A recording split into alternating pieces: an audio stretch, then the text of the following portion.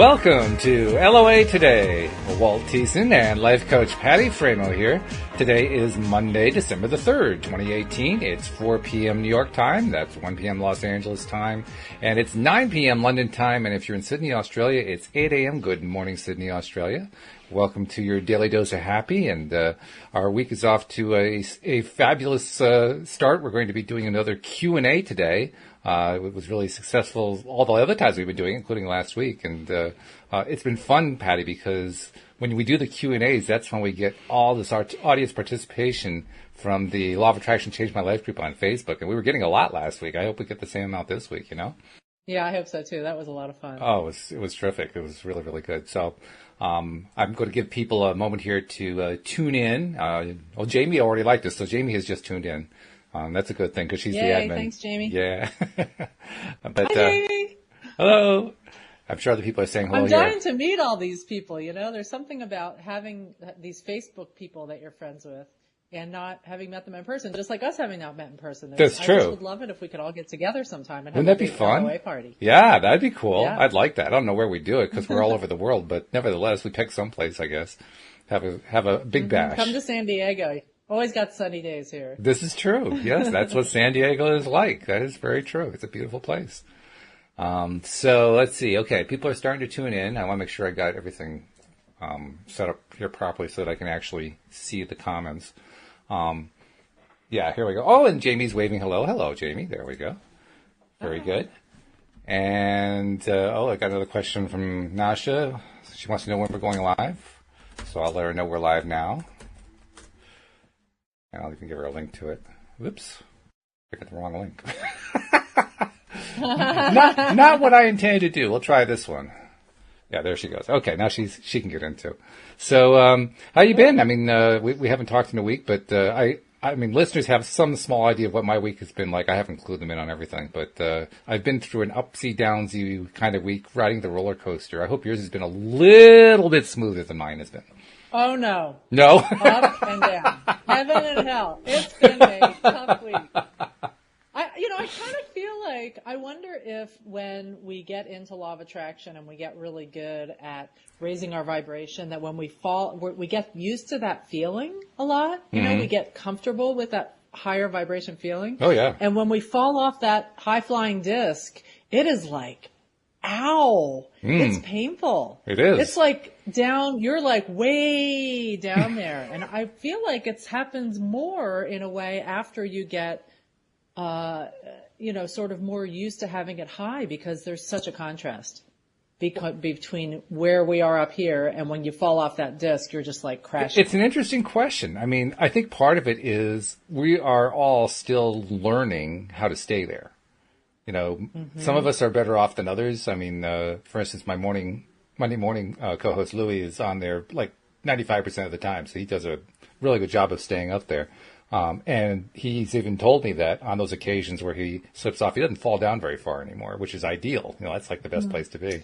But while we're still learning it, you know, because we're all learning this stuff, we're all getting better at it.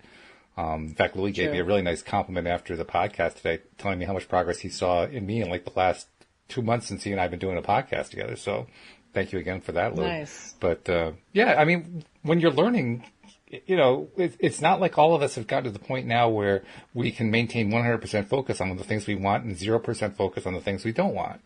We're still practicing. And I mean, I've been having you talked about getting to know people in person. I'd love to be able to do that, but even getting to know people on Facebook, I've been getting more and more, you know, private messages and interactions and posts and so forth. And it's the same theme over and over again. It's always the same theme. I fell off. I'm in a lousy place. How do I climb out of this place? From somebody who's been practicing it for 10 years or, you know, something like that. It's always the same thing. It's so easy for us to fall off. I actually came up with an idea over the weekend that I very quickly implemented late Sunday.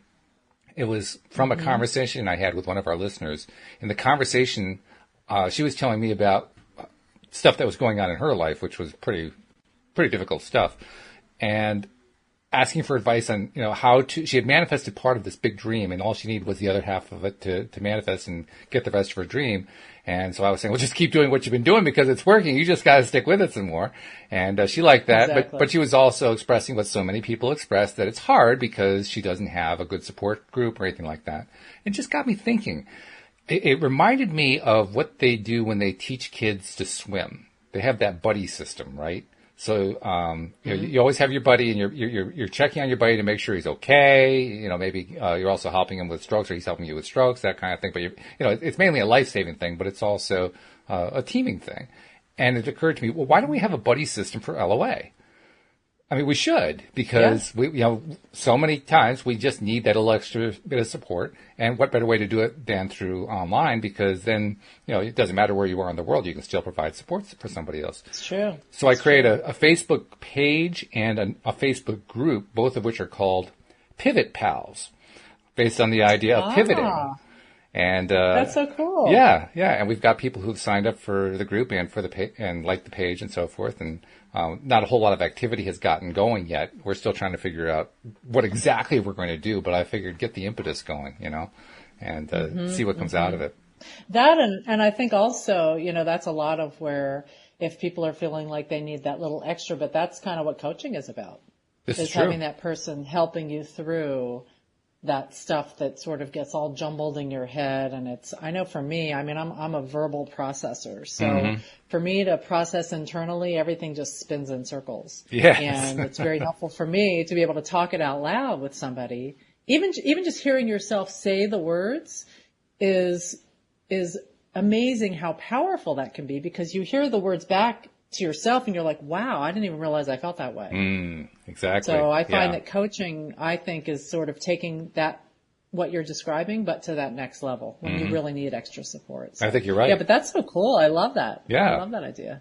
And actually, it's also kind of what we're doing today with a Q&A. We've had quite a few Law of Attraction Q&As lately, and they've been quite successful. People have been taking advantage, and we want to encourage people who are listening in today, if you have anything you're dealing with, some issue, you're trying to attract something, you have a question about how stuff works, any of this stuff, post something, because that's really what we're doing here today. We don't have a specific topic. It's just, let's see what we can do to help people out, because we've got a life coach extraordinaire who's really, really good at this stuff, and I've gotten fairly good at stuff too. So between the two of us, we ought to be able to figure an answer to almost anything. Exactly. And it's funny because I find too that, for people who have been practicing it a long time, it still is helpful to get that support. But in the beginning, especially when you first start listening to Abraham Hicks audios and you're like, what the heck does this mean? What's a vortex? Yeah, right. What is vibration? What are all these? There's so many layers to it. It seems like it's this simple concept, which it kind of is, but there's layers and layers and layers and all these different tools and strategies and approaches that can help. Because just last week, when I had my meetup on Saturday, I had some feedback from one of the members saying that some of the people who were more advanced were feeling frustrated that the beginners were having such beginner questions. And having to hear that explanation of what that is. But I feel like that's so critical. So I'm kind of modifying things to be more geared towards people who are novices. Because that beginner part, you're just desperate for that help and information. I was anyway. I've also found, beginning. I mean, even after the beginning, I found that it really does pay to go back to basics, as you've already have learned quite a bit of it. For instance, the Abraham Hicks book, Law of Attraction, The Basics of the Teachings of Abraham, I didn't read that until this year. Now, I've been working on practicing Law of Attraction since 2007. But I never read that particular book until this year, and then Wendy Dillard and I went through it page by page and basically hashed it and tore it apart and explained it piece by piece and so forth. And I got so much out of it. It almost made me wish I had read it, 10 years ago. But the point is, you read it when you're ready, right? Well, you do, yeah, it's true. But the point is that even if it's something that you think you already know, and a lot of it I thought I did already know, you pick up nuances. And that's what I've noticed about Abraham Hicks. I've noticed it particularly with Neville Goddard. Many of the people from the past who played a significant role in helping us understand how all this stuff works. People from like Napoleon Hill to Florence Scovel Shinn to more modern day Tony Robbins. I mean, you can look pretty much across the board, and they're all contributing to it. And every single one of them has nuance, deep down nuance that you have to kind of think about what it is they're saying or writing in order to really grasp, like, wait a minute, do I have the whole picture yet? I thought I had the whole picture, but now I'm not so sure. Maybe I'm leaving something out. And you know what? That's true. I am. I'm leaving that piece out right there. And that's what you find as you're going along. Yeah. That, and also just reminding yourself, because I feel like a lot of times there's things I know, but you just forget. It's like crazy how you just forget certain basic concepts. Yeah. I find that sometimes I'll fall off that high-flying disc and I'll be in that bad place, like I had a bad day yesterday, one of those bad days. And, of course, the vibration that you're putting out, that you're resonating at, you're going to attract more and more and more of that. So my day just went just downward down spiral. The tubes. Yeah. And if I can just remind myself that the reason I'm feeling that emotion, that negative emotion, is because I'm not keeping up with something that I already put out there in my vortex. Mm-hmm. That's all it is. Yeah. That's all it is. There's something out there that I want, and I'm not keeping up with it. Mm-hmm. And I'm resisting it in some way. And when you say it that way, it sounds like such a simple thing. It is a simple thing. I know.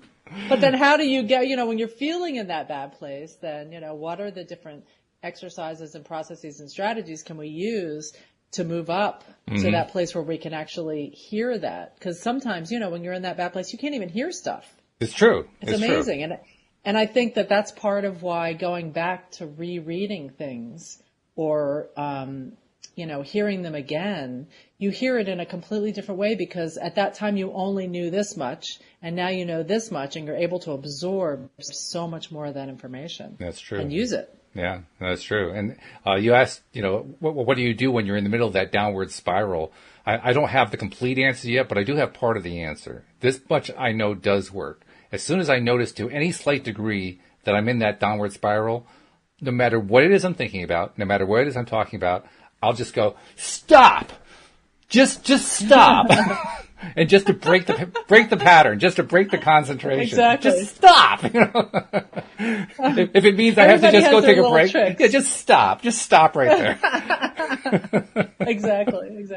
Yeah, it's funny. A friend of mine last night who I went out with, because I was just in such a bad place, he's like, it's all right. We'll go out and I'll, make you feel a little bit happier. And he did. I got to vent for a while. But what he does is he looks at this big, off and on switch when he's wakes up in the middle of the night and those things are just zooming and zooming and zooming around in your head, and he flips that off switch. And for some reason that works. Well, I kept trying, it wasn't working. But everybody has their own little tools that work for them, and it could be like you talk about your walking meditations. Mm-hmm. Yeah. And it could be taking a nap. There's a lot of different ways that we can approach it, but that's true. Yeah. That's true. In fact, since we're also live streaming to the Law of Attraction Changed My Life group, anyone there who's listening who wants to share their own tricks that they use, their own little secret that they use when they find themselves in that negative spiral, what's the first thing that you do to break out of it? Share your trick. Let us know. Oh, okay. Well, Patricia just gave us hers. She said whoosh. She says whoosh. That's her way of stopping herself. So hey, that works. Whatever works is what matters. But exactly. Share your particular trick, and also want to invite you if you have anything that you're dealing with that you want our expert help with, we would love to give it. So just type your question into the chat area if you're listening to the live stream. If you're listening to the podcast after the fact, obviously that's not going to work quite so well. However, we don't want to leave you out. There is a way that you could do it. It's a little bit time delayed. Send us a message. Because we love getting the emails. We can talk about it the next week. Absolutely, even the next day. I mean, just it depends on how urgent it is. I mean, but I've had stuff come in, and it came in an hour before a podcast. I said, "Well, we're talking about that one today." So it's a great way to get that kind of reaction. But that, and also if people have questions just about some of the meanings of some of the words, I know that can be a real challenge. That's true for some people. What do certain things mean, and how do you? Well, the concepts are a little bit strange. What are the steps about? compared to what you're used to in like the traditional, typical modern day world, the wording means a little bit different kind of thing. Like, we use the word the universe, right?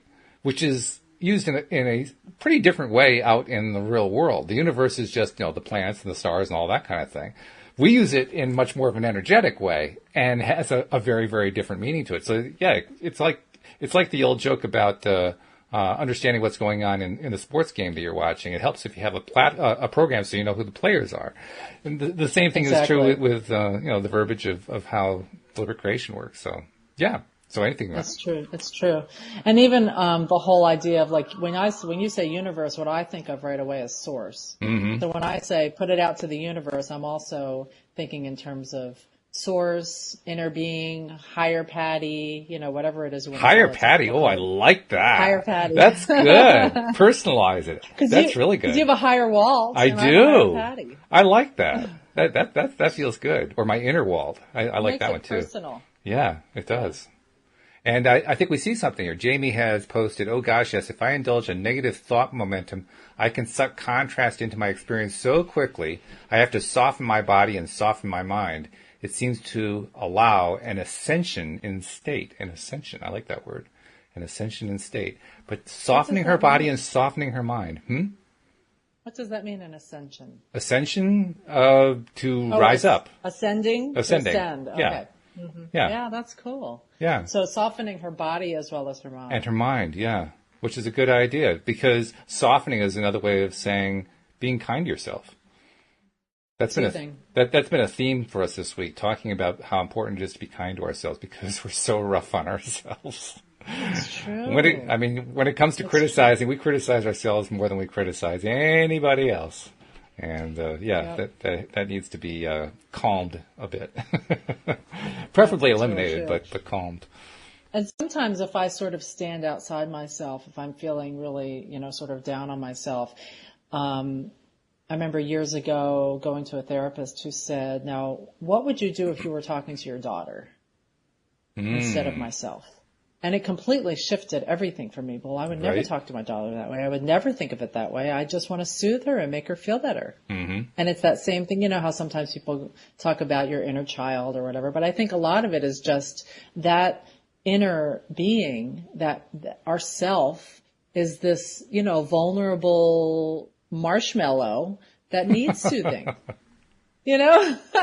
Sometimes we can have those crusty exteriors, but all of us have that little marshmallow. Which is kind of ironic when Abraham tells us that our inner being always sees us in the best possible life. So that marshmallow has a really strong ability to just stay focused on what it wants and not at all on what it don't want. So exactly. How much of a marshmallow is it really? I don't know. That's true. Yeah, well, I don't know. I think we all have that soft inner core, that sort of vulnerable inner core inside all of us. Yeah. And the more that we, if we get down on ourselves and push ourselves and use all that efforting and all that kind of stuff, I don't feel like it doesn't work as well. Well, it works in the wrong direction. That's the thing I've noticed. If I'm not being kind to myself, if I'm being kind of harsh on myself, it always produces the wrong result. I never get a good result out of it, So that, and if we're efforting too hard, there's that analogy of the vacuum cleaner, and the vacuum cleaner is not plugged in and you're going back and forth over the rug. Yeah. You're getting nowhere. You're putting all this effort in. You're working really, really hard. And you think if I just do it harder, it's going to work better. And obviously it's not going to, because it's not attached to the energy. Exactly right. So you plug that vacuum cleaner in. It has all that energy coming up into it, and it can suck the things up, and you don't have to do too much effort, and it just does all the work for you. Mm-hmm. And the same way that when we can plug into our inner being or connect at a high vibration with the vortex or source or higher Patty or whatever you want to call it, that gives us like such power behind everything we do. So we don't need to struggle and effort so much. Absolutely true. And I'm sure, I feel like when I am able to do that, things just kind of flow. Mm-hmm. They just kind of happen easily. You're on the way to work and the Red Sea is parting, all of the traffic is parting for you. You're I finding love green that. spaces. Yeah. That's always the clue that I'm in the zone. Like, oh, wow, I guess I must be in the zone. Look at that. It's just opening right up for me. Because sometimes I don't even notice I'm there. I'm not feeling bad. So I figure, well, it couldn't be too bad if I'm not feeling bad, but it actually turns out I'm feeling pretty good. Just wasn't even paying attention to it more than anything else. We got a few people commenting. I just want to share some of the comments. First of all, Jamie says she loves that you personalize your higher self. She thinks that's great. She has a higher Jamie. She has a higher Jamie. She does. Nasha says, for every time different idea works for me, sometimes it's comedy, sometimes it's a nap, sometimes it's meditation. And that's a good point because it can be different for different people what works. And for even one person, different things can work at different times. Some things don't always work for you, so you try something else, right? And that's like that time when we talked and you developed that list of the things that raise your vibration because when there's different things that help us at different times. And when you're in that low place, sometimes you can't even think or remember what it is that makes you feel good because you're not lined up with that. You're in this lower place. And it's like, well, I know there's things that make me feel good, but I can't even think of what they are right now because you can't find them. You know, the funny thing is, most of the time that list, because you're the one who talked me into creating that list and posting it on the wall, which I've done. And the funny thing about that list is most of the time that does work really nicely. But there are times I have found where I look at the list and none of the items look appealing to me.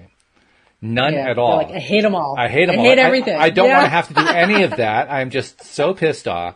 And what that does for me is it reminds me to ask myself, well, what is it I'm so pissed off about? Because that's what I forgot to do. You know, I forgot to ask myself why I'm so negative. What am I so negative about? And then the reverse of that, where if you figure out what you're pissed off about or things that you don't want are happening and you do that piece of paper on the left-hand side, do that exercise where you put all those things that you don't want that are making you feel bad and then put the reverse of what you do want. And sometimes when you get into that list of what you do want and you throw the other list out, the what you do want, if you're not clear, can just be how you want to feel. I just want to feel happier. I just want to feel soothed. I want to feel good about myself. I want to feel positive and hopeful, whatever that is. And then focusing on whatever it is that can help you reach those feelings. But you're right. When you look at sometimes, when you're in a really bad place, like that was me yesterday. I was like, I hate everything. I hate everyone. I hate everything. Even when you practice this stuff all the time, it's amazing how sometimes you just... Well, we have these habits that are just so ingrained. We've worked on them for so long. We've given so much lip service to them. We've given so much energy to all this negative junk by focusing on it over and over and over again. I mean, asking adults to go away at the drop of a hat is probably a little bit asking too much. Sometimes they stick around for a while. And it takes time to get rid of them. Exactly, it does. It takes time, and also, with that emotional scale in the Ask and It Is Given book, that page where they do that scale from hopelessness to elation and all the emotions in the middle. We can't just go from here to there to make that big leap. And maybe the list of the things that are going to make you feel better are just too far of a leap. Maybe it's even having little baby incremental steps or thinking, I'd love to feel peaceful and hopeful, but I'm like nowhere near that. So I just want to go from maybe feeling yucky to just being angry. Like maybe that's going to be the next better feeling thought. Whatever it is that's going to be that little tiny incremental step to just get you going in that upward momentum. Because when you've got that downward spiral of momentum happening, sometimes you're like in this swirl of negativity and it feels so hopeless. And part of that would be maybe taking a nap if you can, just cut it off completely. Yeah. Or Reset. Stopping that momentum. Hitting the reset button can be very effective. That's right. Yeah. Anything that's going to get you tiny bit going in that upper momentum can start that whole momentum process going up. Yep. See, I should have told this to myself yesterday. Well, I keep wondering, is there some way to like create a virtual me so I can just turn on the virtual Walt app and have the app play and talk to me periodically when I'm just not feeling good? Maybe we could do, videos of ourselves. when we're in a really high flying vibration and feeling good, or when we're soothing ourselves, and have that recorded on your phone. So you can just click it, and there's Walt saying, higher Walt going, you're wonderful, you're fabulous. Remember all the good things that have been happening to you. The only problem it's funny because a lot of people... There's a part of me that there'd be a very good chance that when I'm in that bad place and seeing the good Walt talking, there's a very good chance that I would say, oh, shut the bleep up. Exactly. Shut up. Exactly. That's what I thought of too. Oh, just shut up. I don't want to hear about it. I just want to feel bad right now. And if sometimes we just got to let ourselves hang out there for a little bit. Yep. You just do the best you can. It's not like there's going to be this perfect answer. Yeah, it's funny. But usually, though, there is something going on that you're not addressing. That's the one thing that I have noticed. Because Anne-Marie and I were talking about this last night. We were talking about how, and I'm sure you know this and agree with this too, but every negative emotion we have is ultimately based in fear, one way or another. And when we dig down to the root of it and we find what the fear is, then at least we've identified what's really going on, what the real issue is. Problem is when you're in the negative place, it's not always the best time to dig down to find out what the real issue is, because you just say, oh, shut the bleep up. I don't want to have to deal with this. I just want to be mad for a while. Well, it's like Marianne Williamson's book, Return to Love, and she just talks about it's either fear or love. Like those are always our two options. Yeah, they pretty much are. To go in the direction of fear or go in the direction of love. Yeah, that's really true. And fear, though, can feel like so many different emotions. But the bottom line is what it is. It's just in that low vibration where we're letting that momentum get the better of us. I'm looking in the comments. Jamie loves the idea of the personal alignment video. She thinks that's a great one. So maybe we should be pushing that one some more. Yeah, yeah. What would you put because we know what's going to feel good to us. Presumably we make the video when we're feeling good. It doesn't work too well if you don't do that. Well, yeah, absolutely. Exactly, but we can sort of customize it to the things that we like to hear from ourselves. I've often wondered if it might be useful to learn method acting, because that's pretty much the style of acting that everybody uses these days. And with method acting, you actually tap into a feeling that you experienced, from your own past, from your own experience, so that you can be that character. And I wonder if it wouldn't be worthwhile for most of us to just learn that, not to be an actor, but just so we can learn how to tap into our different emotional states whenever we need to. So they do talk about, or Abraham talks about, how whatever it is we're thinking about and feeling and experiencing at the moment is what our reality is. That's right. And that's a great idea, because you're right. With method, if you're just acting and you're not doing method acting, you're just acting. Yeah. It just looks like you're pretending. Yeah. It doesn't feel real. That's why those really the actors the really good actors from the bygone days, from the golden age of Hollywood, were really, really good, because they were method acting without even knowing what it was called. But most actors were along the lines of what you were talking about. Most of them were faking it. They were forcing it in some way. You could tell. Mm-hmm. Today it's a lot more seamless. You get it's a lot harder to spot somebody who's method acting than someone who is from the prior era. Just because of that. Well, you can feel it. That's true. And if someone isn't acting isn't coming from true emotion, you can sense it. It doesn't feel sincere. That's right. It feels fake in some way. Yeah. I wonder how actors do that too, because gosh, think about what a challenge that would be to be going through these highs and lows, and especially if you're doing like a dark film, having to relive those, and if you do one take and another take and another take and another take, having to relive those dark places to get those emotions up. Well, I've never been to acting school, but I've heard enough about some of it to realize that a lot of what they do is improv. Literally, they set a scene and they just start trying to be a character in that scene and live that character. And, their coach or their teacher will coach them. They'll stop them and say, okay, you're trying to do this now. What's in your own past? I'm not the teacher, so I don't really know exactly what they do, but I'm guessing that they're doing something like this. They're saying, draw something from your own past. Can you think of something in your past where you've experienced something like that? Get into that feeling place. Okay, go again. That kind of thing. And also it's also there's sort of a mental gymnastic that a lot of them learn to do. One of the more advanced ones, I remember seeing a scene it was an improv scene that was done at Juilliard, when Robin Williams was there as a last year student. And the only problem that Robin had at Juilliard, from his own story, this is from a Robin Williams biopic, he had trouble being the whole actor because he's such a comedian. So even when he was doing something semi-serious, he had to throw in something that was funny. Apparently they got him in trouble with, what's the guy's name who ran Juilliard? The guy who did the Smith Barney commercials. We make money the old-fashioned way. We earn it. I know. I can't whatever that guy's. Houseman, John Houseman. I know. You mean? Yeah, John Houseman. Houseman he'd get in trouble with Houseman because Houseman insisted that he actually do full method and not just do comedy. But there is one scene, and they have this on video, where Robin is just going off doing this character, and Houseman's in the background just cracking up, just loving it. So even John Houseman liked it when you broke character that way.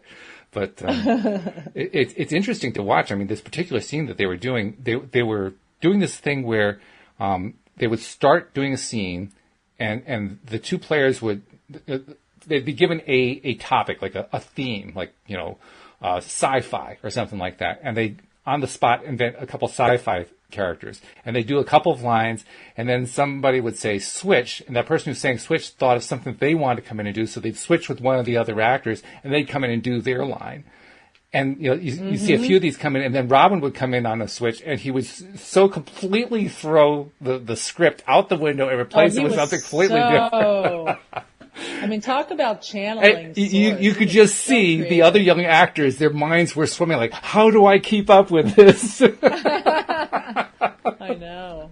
Yeah. And he was really an example of somebody that it seems like could be in such a high vibration and then go crashing down. Oh, yeah. That really low vibration, obviously, A lot of people don't know this, but he put so much energy into not just doing his films and doing his stand-up, not just doing his appearances on TV, but also entertaining the crew of various sets that he was on, because he always wanted to make sure that the crew were feeling up. He threw so much energy into that he would have to take breaks and just go sit in a corner holding his wife's hand silently for like a half an hour just to get his energy back, because he threw so much of himself into it just to recharge. Yeah. Wow. Really interesting. I mean, yeah. So the other thing I was just thinking about, this is completely off the subject, but it just occurred to me, is the topic of overwhelm. Have you been feeling overwhelmed lately? It seems like everybody I know is feeling overwhelmed. I felt quite a bit last week. In the past month, I felt quite a bit of overwhelm because of this medical situation with my wife. And it's been severe enough that basically I've been running the house, in addition to everything else that I do, in addition to taking care of her and everything. I mean, it's like this huge load hit me, and that's where my overwhelm was coming from. And it's pretty overwhelming. Yeah, it is. And that on top of it, the worry. Yeah. Which makes everything more difficult to deal with because it just zaps your energy. Yep. And then, trying to get up to do 2 podcasts a day, which actually was my saving grace, believe it or not, because I have so much fun doing these podcasts. That's how I got my recharge. Nice. Yeah. Nice. But yeah, overwhelming, definitely. I mean, what's your clue that you've been hearing it all over the place? You've just people telling you, or what? I mean, I tend to get overwhelmed fairly easily because I'm one of those people that, my brain is always zipping in 1,000 different directions, and there's a lot of things that I want to get done. And then I'm one of those people that packs my schedule with appointments in between appointments yes. Because I love that social contact. So I keep and I think, I can do this, and I get excited about it, and I squeeze it all in there. And then I've got so many things that I'm completely overwhelmed, and so many things on my list that I've got to do, and so many things that I want to do. And so, I'm one of those typical start all those projects, get excited about them, and then you're half done all these projects. And it makes it really overwhelming to, I get to the point where, gosh, I got to go back and work on that again, but it's so overwhelming that you procrastinate. Sure. So the overwhelm leads to procrastination, and you get into that cycle where you're just like, oh, forget it, I'm going to just go watch TV or take a walk. So that's what the meetup was on last week. A lot of the people at the meetup were talking about ways that they're overwhelmed in their life and how it is to deal with that. Yeah, because you run a meetup in the San Diego area on the Law of Attraction, don't you? Yeah. Yep. Yeah, it's a lot of fun. That's good. So, I think there's a lot of tools that are in the back of the Asking and Is Given book, or strategies or processes, whatever it's called, that are that work for, I mean, a lot of different things, but overwhelm is one of them. And I was thinking about the placemat exercise. Do you remember that one that Esther talked about? Yeah, we haven't given that one much attention, but if I remember correctly, it's kind of like the Book of Positive Aspects, but you do it on a placemat in a restaurant. Well, I don't know. It's similar. It's a little different than the Book of Positive Aspects. At least my interpretation of it is. Okay. Where with a placemat, I think the fact they calls it the placemat just because she happened to be at a restaurant. Right. And there was a placemat in front of her. But so what Abraham instructed her to do was she had all these things she needed to do and was completely overwhelmed by it. So she wrote all the things she had to do out on the placemat. Absolutely. It was like pages and pages. Like she had numerous placemats that she was writing, all the things that she needed to do. I can totally relate to that. And then what the universe instructed her to do was take like those few things that she absolutely had to and was going to get done that day and put them on her own list. Mm-hmm. And all of the rest she gave to the universe to do. Oh, yeah. Okay. And it's amazing how many of those things got done. I mean, it sounds like magical thinking, but it is kind of magical. Well, it is. It is. It's incredible. And I've tried that myself. And it has, I think, to do with the letting go. Mm-hmm. It's like I'm not focusing and worrying and thinking negatively and doubting those things that I've got to do. And instead I'm just going, okay, I'm going to let the universe take care of that. And I'm just letting go of it. And all of a sudden those floodgates open where all that stuff that's in that vortex is able to come in because of that letting go piece. No, I think you're right. And in fact, that kind of summarizes at least part of what I've been not doing deliberately necessarily, but kind of by accident, because there have been times where lately with all the overwhelm, dealing with Louise's issue and so forth, there was just stuff I couldn't get to. I mean, it wasn't a question of putting it on the back of a placemat and letting the rest of it go to the universe. I just had to let it go. I mean, there was nothing I could do. It was just beyond my ability to do it. Which is very similar. Yeah. It's similar. And that's truly what you're doing. Some of it just kind of got prioritized away on its own because it just didn't need to be done right away.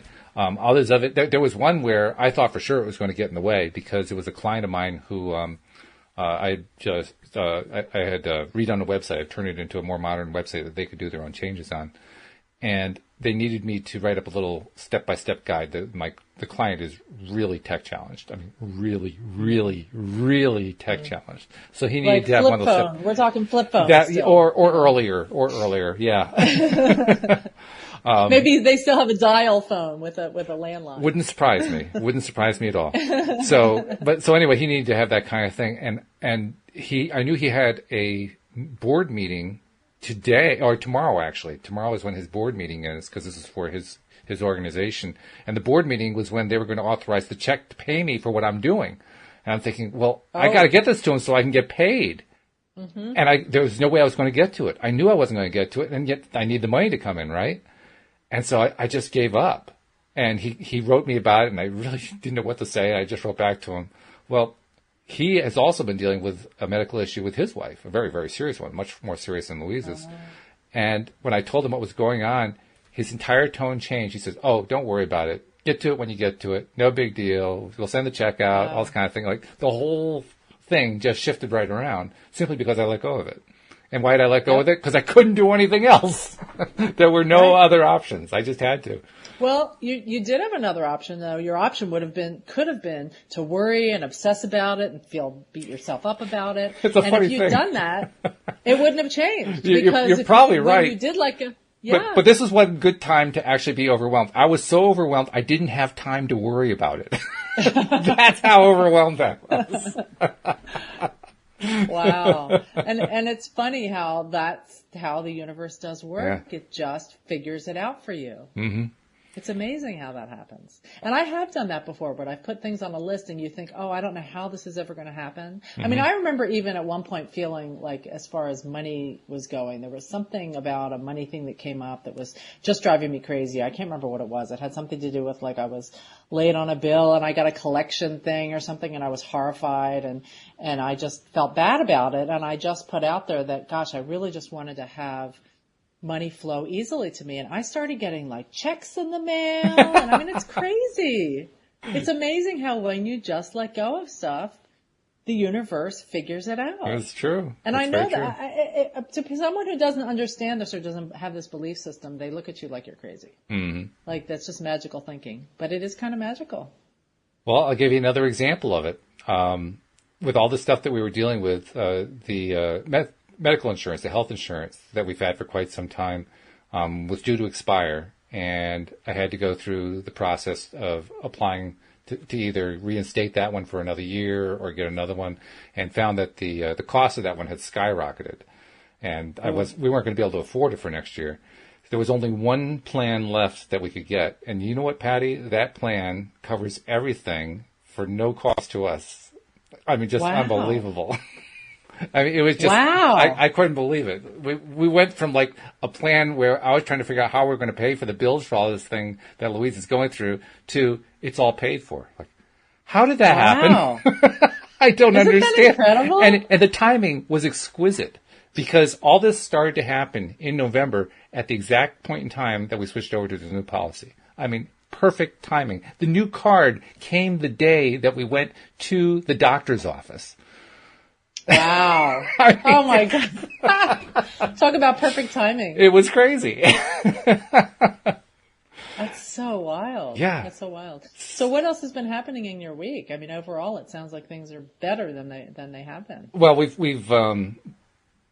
I'm not really at a point where I want to talk in specifics about what's been going on with her, partly because it's her issue rather than mine. And absolutely. Partly because I'm just not ready to talk about it in a public forum. But when you have something that is as time-consuming as this has been, it knocks everything else out of the way. And literally, you're running from the moment you get up in the morning to when you go to bed at night. It's just you're constantly on the go, trying not even to catch up, just to like keep up with the bare minimum. You know, bare minimum of keeping the house clean, bare minimum of having the food on the table, bare minimum of doing the podcast, bare minimum of all the things that I have to do in my life, plus take care of her because she can't do a whole lot. And it's like, whoa, you're just running all the time. So, I mean, I didn't even have time to think about it being overwhelming. I was too overwhelmed to do that. Right. And it worked out. It worked out, yeah. It worked out that there was probably some of those things on that list that if you'd had the time, you would have put all this time and energy and effort into that didn't even need to happen. I probably would have, yeah. And the interesting thing from my perspective in terms of experiencing the whole thing is that as the whole thing unfolded, as the whole experience, step-by-step experience unfolded, it was amazing to me how often the phrase that I've been saying to myself over the last 3 to 6 months kept coming true and kept coming back to me in my mind. And that is, the universe has my back. The universe has my back. And every time I turned around and something new happened, I said, there's another example of it. The universe has my back. I had no way to fix that. It fixed it for me. Holy cow. The universe has my back. So you're looking at those positive aspects. Yeah. What is it that's happening in my life that's showing me that there are really good things happening? Exactly. That's really cool. Yeah, and it's one of those things that is both, it's reassuring because it reinforces for me that the stuff works, but it's also a way for me to get more and more into the zone of keep trying to put it out there, just keep going with it and build the momentum, because that's what's really happening here. It's the momentum is building up. Well, that and also the universe, you never know when something happens, why it's happening at the moment. Oh, I mean, a lot of times things seem to happen that are negative, yeah. But you find out later on it was all part of the universe's amazingly smart way of helping you ultimately get what it is that you want. Mm-hmm. And at the time, you're thinking, why is this happening?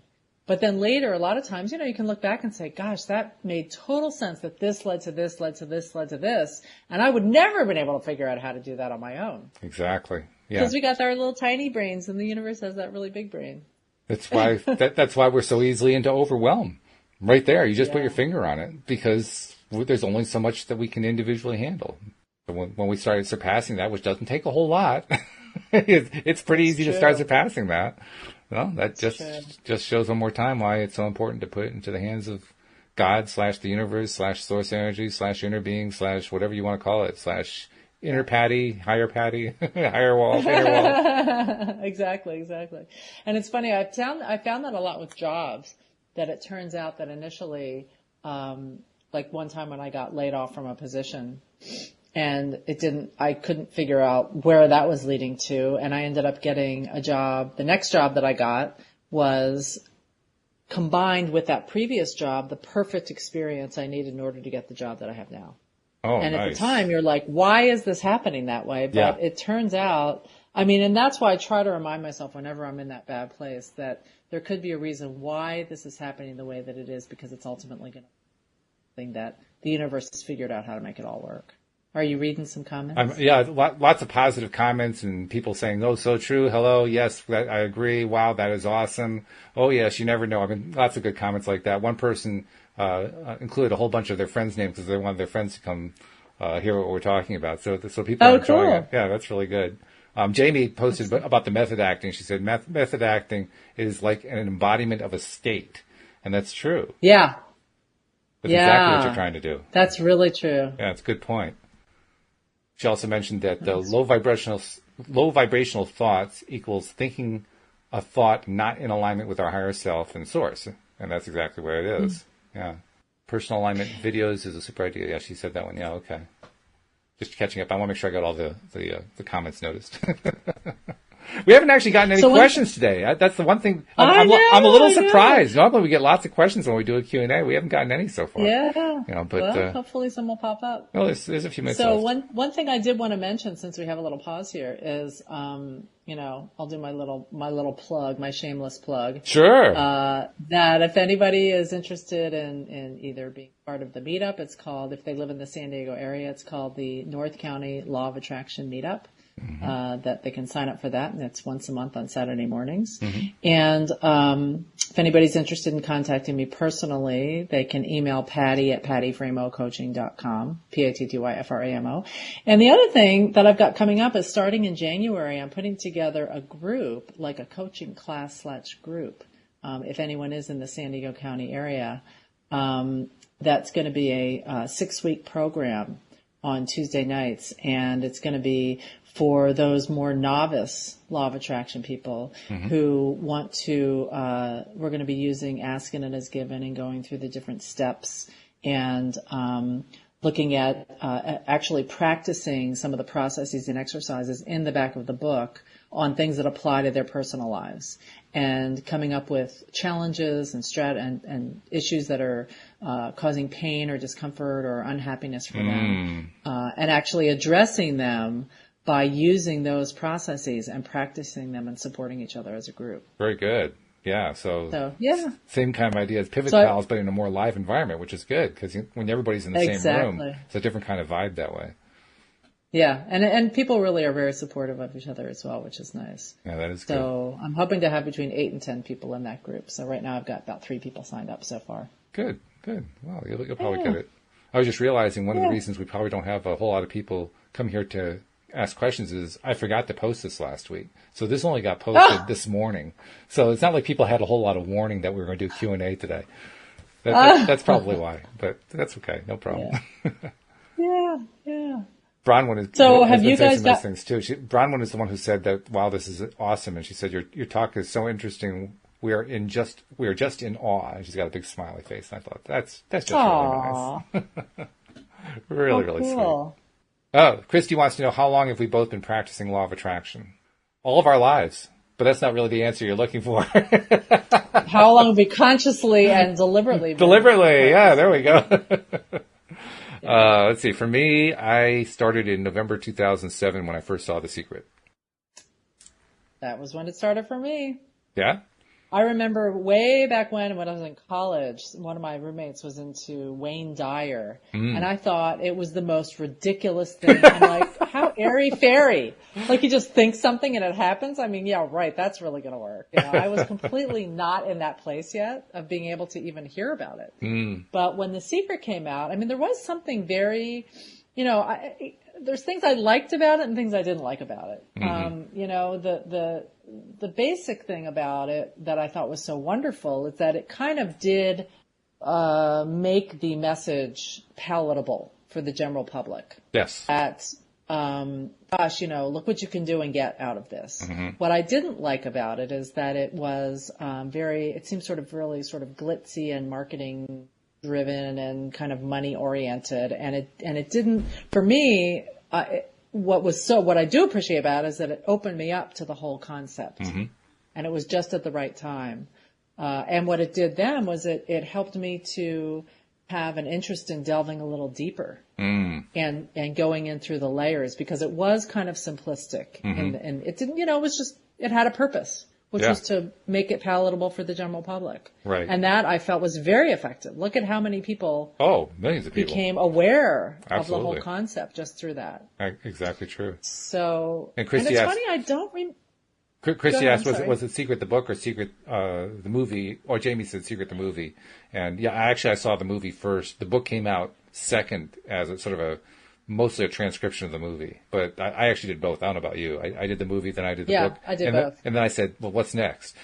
Because that was kind of like you. Exactly. To me, The Secret is LOA light. It's good. It just doesn't have a whole lot of depth to it. You need exactly. I think most people need to have the depth. The depth is really useful. So as much as I enjoyed The Secret and was glad that I was exposed to it, if somebody asked me to recommend a book, I won't recommend The Secret. I'll recommend the Abraham Hicks book, Law of Attraction, The Basics of the Teachings of Abraham, because it's so in-depth and yet it's so easy to understand. It's both. And I often recommend Asking It Is Given, just because it doesn't, sometimes for some people, if they don't want to read so much detail, they just want to kind of get the basic idea of what law of attraction is about and learn some of the processes, that I felt was a good place to start. And then, but although I don't know how, it's so funny. Abraham Hicks just kind of fell into my lap. And I don't know how that occurred. It was sort of, I got into Marianne Williamson and some other things. And I don't know if it maybe was from The Secret when Esther was on in that first version that they had. Well, that's what it was for me, because I didn't see the first version. I saw what they call, they call it the enhanced version or something like that, the one that most people got when they bought it. Only, I think it was the first 100,000 one was the copy that had Esther in it, and then they wrote Esther out. And I'd heard that there was an earlier version that had this person, Esther Hicks, in there. That's how I heard about Abraham Hicks. I had never heard of it before, and then I heard that there was this person who was receiving this non-physical being, and that was like the real basis for The Secret. And I said, well, where's the video? How do I find out about that? How do I find? And I couldn't find it. I couldn't find a copy anywhere. For years, I couldn't find a copy. I finally actually did get one. I have now a copy of both copies of the video. I have the Esther Hicks version and the non-Esther Hicks version.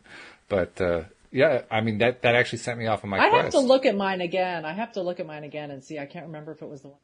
I know that I did see her in it at one point. And somehow fell into that whole law of attraction, of the whole Abraham Hicks thing. And once I heard that, I was hooked. It was like, it felt right in my bones. There was just like everything about it resonated with me. And I'd been searching for religions and spiritual beliefs my whole life. I was brought up Catholic originally, and then went through all these, I was a born again Christian when I was 13, and then I fell out of that. I went through all the different, I studied it in college, Buddhism and Hinduism, all that. It was all interesting to me, but there was too many rules. There was not enough that quite felt right to me. Exactly. And Unity Church, which is part of a Church of Religious Science, is the closest to me. But it's still, for me personally, a little churchy. And the word God doesn't resonate as much for me. But somehow, once I heard Abraham Hicks and heard how the whole concept behind it, it made perfect sense. It made absolutely perfect sense. And what's so amazing to me is no matter how many times, I listen to it every single day. It just totally I do every morning. I'm getting ready in the morning, and that's all I listen to. That's part of your routine. It just raises my vibration. That's good. And there's something about it that just is so consistent, no matter how many you listen to, no matter how many different topics they talk about. There is no way that a human being could get everything so consistently perfect every single time. Yeah, they're really good about that. And I think you're right. I think it's the advantage of having all those non-physical beings all contributing to it rather than just one. If you had just one, you'd probably get some I'll call it stiffness in the answer. Like the answers would sometimes be stiff because they were trying to stick to their one little thing to do. But when you have so many beings that are all contributing to it, that's what makes Abraham work so well. Because, and we've talked about this, there are times when it seems like Abraham is being really harsh, and there are other times it seems like Abraham's being really gentle. And I'm convinced it's because of whichever non-physical being has the microphone at the moment. You know, whichever one they pick as the right one to address the needs of that particular person who's in the hot seat. So maybe when I'm going on the Alaskan Abraham cruise. Oh, you are? Which next summer I'm really excited about. I've never been to Alaska. I've been on a few of their trips. But maybe I'll get in the hot seat and I'll get to ask that. Well, you know, of course, there is a connection between the Alaskan cruise and The Secret. Oh, there is? There is. Yeah. The Secret, a lot of The Secret was filmed on the Alaskan cruise. Oh. Because they had all those famous people all at that same event. So was it an Abraham Hicks Alaskan cruise? Yeah. Or was it just an Oh, yeah. So that's so interesting that she was cut out. Yeah. Wow. Yeah. Wow. Oh. Fascinating. Rhonda was concerned that it was going to interfere with the marketing, so, you know. Well, and I actually saw an interview where Esther said that it had also something to do with the fact that there was a contract initially put out there that then ended up getting changed because after everything was all done and it was put out, Rhonda wanted to change it so that she could get royalties from everything. Yeah. Well, I think she was getting royalties anyway, but it depends on who you listen to. That's what's so interesting. If you can find the different stories, the stories dovetail a lot, but like usually happens with stories, there are also differences in them.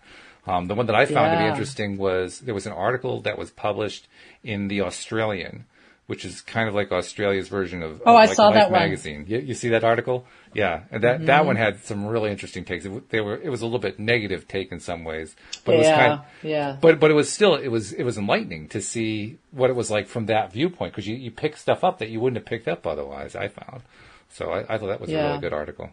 But yeah, I mean, there's just so many different. I mean, I actually talked to the guy who did the social media, the one who helped make it go viral on social media. I had a conversation with him by phone one time.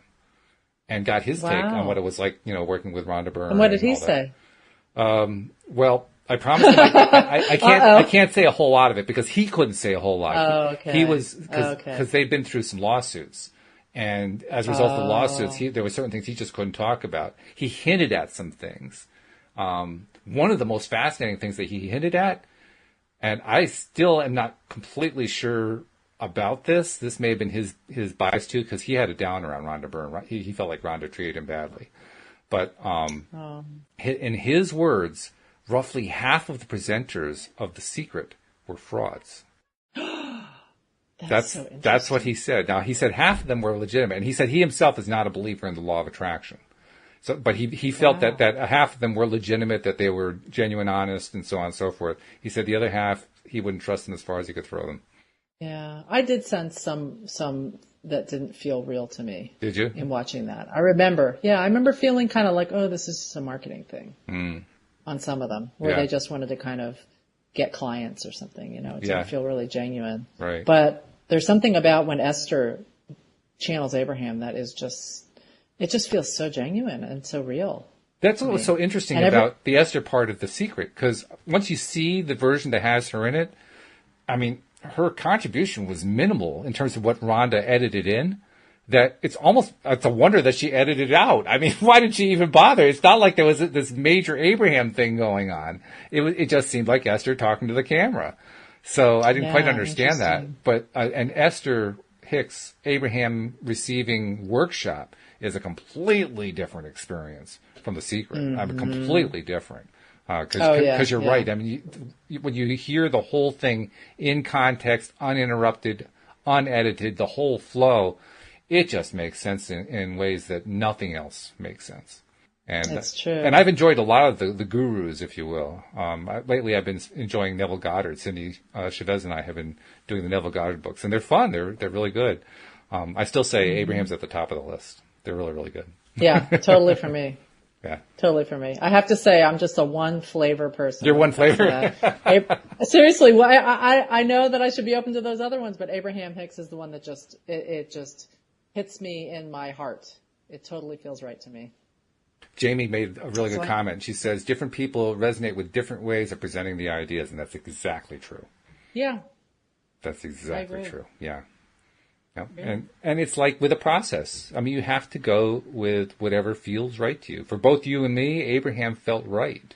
So that's where we put our highest votes, so to speak. For you, your exclusive votes. I actually kind of, swim out and explore the others too. But you have to go with what feels right. I mean, Louis and I were chatting about meditation after the podcast. Well, during the podcast this morning, but afterward as well. And he was recommending to me that I should give meditation another chance. The actual sit down meditation, because I've made no bones about the fact that it just doesn't really seem to work for me. And I agree with him. You think so? Okay. Well, I think you should try it again. Well, but maybe guided meditation, or maybe something that's a little different. Possibly. There was one guided meditation I had many years before I even knew about the law of attraction that I loved. A lot of them kind of leave me flat. But what I asked him was why, and he said, well, it's because it's for quieting the mind. And I said, yeah, but I've pretty much learned to quiet my mind. I mean, there are times that I still need to work on it a little bit, but I haven't found the meditation has worked. And he says, well, that's because you just aren't meditating enough. You need to get into the quiet mind. I said, well, what's quieter than silent? And he said, well, it's more silent than silent. And I said, okay, I'll go with this. So what do you get when you go after, more silent than silent? He says, you get what you want. I said, oh, all right, okay. Well, guess what? We're out of time. How about that? The time. It's amazing, but we had a good time. We raised all the questions ourselves and we answered them. So, exactly. Yeah. Exactly. We just can talk to ourselves. We can do that all the time anyway, but no, well, I love talking with you anyway, because I found that, I mean, every co-host is different and I enjoy all of them.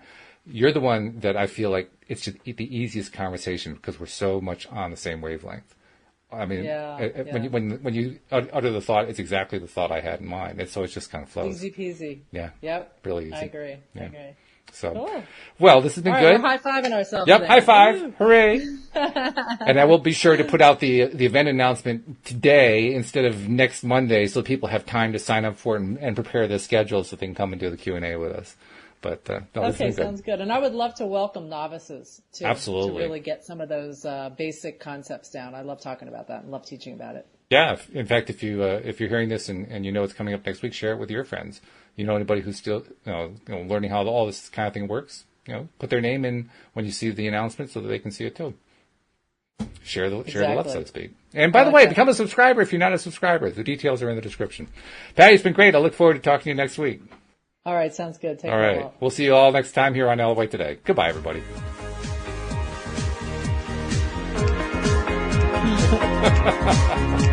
I can't help it.